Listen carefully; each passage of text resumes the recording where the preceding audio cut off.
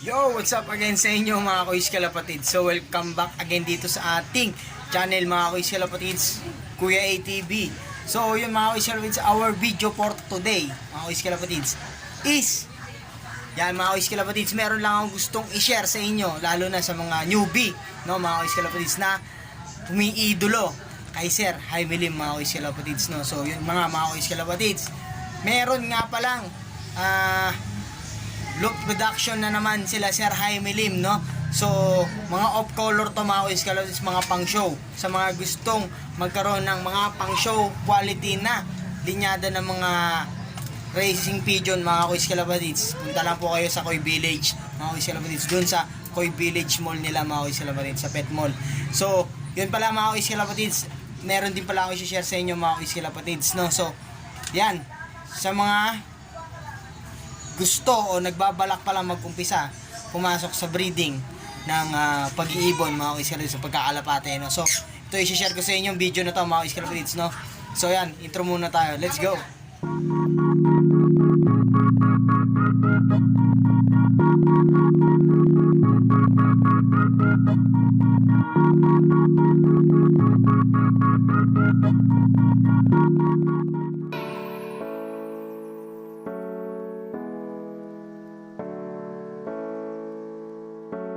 Whenever pigeon fanciers ask me for an advice, I would always tell them, it definitely starts with good breeding.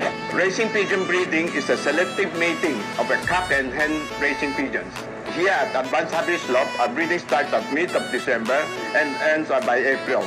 The reason is during rainy season, which is off-season, medyo di malusog ang mga sisyo because of the weather. In all aspect ng mga annual breeding, hindi sila healthy, ang mga offspring di healthy.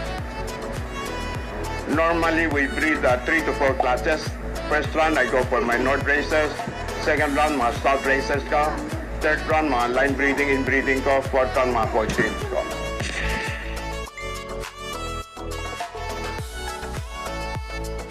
During breeding, you need to prepare your breeding cell.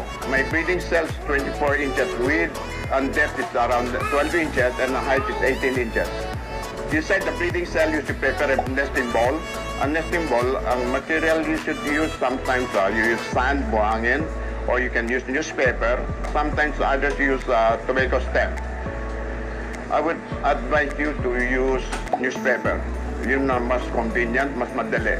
Ang sun sometimes nag-accumulate mga dirt, mga bacteria. Sometimes it would affect yung mga offspring. Sa breeding cell, just make sure the loft is well ventilated. Because if the loft is not well ventilated, the breeding pair will not be in good condition. The loft design should be well ventilated in such a way that upper portion you should have around 10 inches na vent, and the lower portion above the floor may 10 inches na vent. This way the air can circulate to promote good ventilation. Once you're ready with the loft, and the loft is well designed, well ventilated, you have your breeding cell ready, you start selecting your breeding pair. I'd like to show you kung paano to distinguish the sex. This is a cock. Ang pagkakaiba ng cock and the hen, ang ulo niya. Mas malaki ang ulo ng cock, and ang katawan niya mas malaki siya. Ang cock, mas malaki ang ulo nila, at ang body conformation, mas malaki sila. Ang hen, mas maliit ang ulo, and mas apple body. This is a 52 line. I'd like to show you the difference of a hen. Makita niyo ng ulo niya, medyo mas maliit, and ang katawan niya mas maliit. In my breeding program, I select those breeders that have produced good progeny in my previous races, and sometimes I use my line bred bird and outcross them to another line. I start using my breeders at the age of 1 year above. Do not breed breeders that are below 1 year old. They're too immature. Then ginagamit ko sila up to 6 years old, except on those that have been producing consistently ng mga good progeny, ng mga winners. So ginagamit ko pa rin sila, basta magpo-produce lang sila. Those breeders that did not perform in 3 races, inaalis ko na sila. After my North-South races, another chance in the North, pag they cannot produce any good progeny, inaalis ko na sa breeding loft ko yung mga breeders na yan. Pag nananalo sila, it means they are in the right conformation and they're healthy, definitely. That's why nakadulo sila. So from those body na sinasalat nyo palagi ng mga winners, you can develop a skill of selecting good conformation. Now, birds that are small, okay pa. Medium birds, the best. But never big birds. I'll show you one good example of a big bird. Kitang-kita nyo ang lapad ng katawan nitong ibon na ito. Normally, big birds, you need 2 hands to hold them. I hate big birds. Pag malaki, out sila sa breeding loft ko. Now, I'll let you show you the comparison between a big bird and a small bird. Makita nyo ang layo ng katawan nila. Big birds don't perform. They're very slow. They produce big offspring. So, I eliminate mga big So yun nga mga Kalapatids, no? So medyo bibitin ko muna kayo ngayon.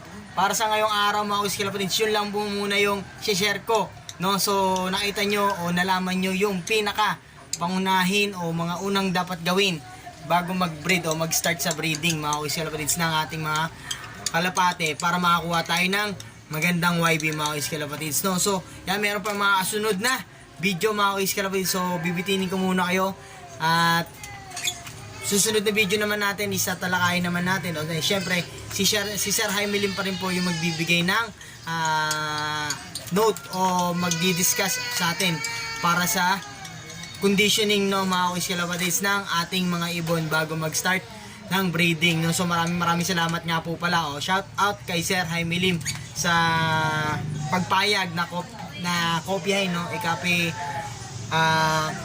kumbaga copyright natin o kopyahin yung clips nung interview niya nung nakaraan, no, matagal na panahon na yun mga Kalapatids, no. So yun, na-share niya sa atin yung mga dapat gawin o mga kailangang unahin bago tayo mag-start sa pag-breed ng mga kalapati natin mga Kalapatids, no. So yun nga pala mga Kalapatids, may update din pala tayo dito sa mga ibon natin mga Kalapatids, no. So yan, may itlog na to sila, tong African natin, no. So shoutout kay paring Julius. At yan, may itlog na yung nakuha ko sa yung pares, no. Nag-itlog sila kahapon, no. So ngayon natin papakita sa inyo mga Kalapatids, babalik ta rin natin yung camera. Then ito, bad news pala dito kay paring Joel, kay Joel. Kaya yung itlog nito ni Baker at ni Jan Arden is nabugok mga Kalapatids, no. So hindi ko alam kung paano nangyari yun, at yung itim-itim na nakita natin nung nakaraan is talaga dito sobra na yung dami. Tsaka chinek ko yung sa loob nung kinandiling natin ulit, wala na talaga, itsura pa lang nung itlog, yan, kulay itim na. Tapos mas dumami na yung black markings niya, kita naman mga kuys, yan. So wala na to, bugok na to. Ang hintayin na lang natin mapisize yung itlog na binigay sa atin ni Kuis JK Tinup, no, yung dalawa. So yan lang muna natin dyan, hindi naman mababasag yan, no. So baka bukas tanggalin na lang natin yan. And update nga pala, ito yung Jaime Lim natin, yung galing kay Sir Jaime Lim, no. Yan. So under conditioning na to mga Kalapatids. Pinurga natin, tapos ngayon nag-cleansing na tayo sa kanya, no. Sasabay cleansing na natin kasi maayos naman na ibon siya, no. Maganda naman yung katawan, tsaka nabakunahan na to mga kuys. So gagamitin natin siya ngayong breeding season natin. Then update din pala dito sa dalawa nating parakit. Ayan mga kuys, Kalapatids sila. Yan, so nagni-nesting na rin sila, pumapasok na rin sila dun sa loob ng nest box mga kuys, Kalapatids. So yan, baliktad rin natin yung camera mga kuys para makita nyo naman yung itlog ng African natin. So yan mga kuys, buksan natin to, no. So yan ang bubungad agad sa inyo, yung inahin. So yan, papansin natin may itlog siya doon. So hindi natin siya magalaw, saglit tabugin natin siya, no. So medyo palayuin natin siya para sakaling yan, nililimliman niya kasi mga kuys yung itlog niya. Yan. So ayaw niya umalis. Yan, may itlog siya mga kuys, hindi lang makakita. So yan, wait lang. Yan, no. May itlog na yan mga kuys, nililimliman niya, isa. So baka, ewan ko kung kaparehas ng mga kalapati, no, na every other day is nag-iitlog, no. So sana mag-itlog na to ng tuloy-tuloy at sana marami yung itlogin nila. So yan, binawasan din natin yung nesting nila, yung mga nest fiber natin, kasi nga para makita natin kung ilan yung YB No, so may itlog na yan mga kuys, ayaw niya lang talaga umalis. May itlog na yan kaya ayaw umalis mga kuys kalapatids, no. Yan. So lagay natin to ulit dito. Yun yung asawa niya, yan. Yung Parblo pied natin. Yan. So kanina sinilip ko mga kuys, kita yung itlog. Ngayon hindi natin makakita kasi nga nililimliman niya, ayaw niya alisan mga kuys. Yan. I-update natin sa African natin mga kuys kalapatids.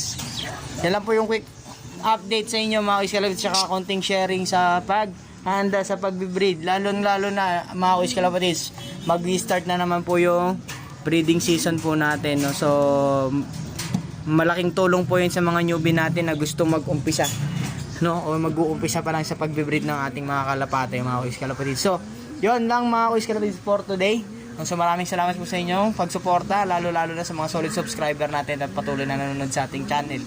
And yan mga kuys kalapatids, sa Enjoy Pigeon Industry mga kuys kalapatids, at happy flying po sa inyong lahat. Lagi po kayong mag-ingat. Bye.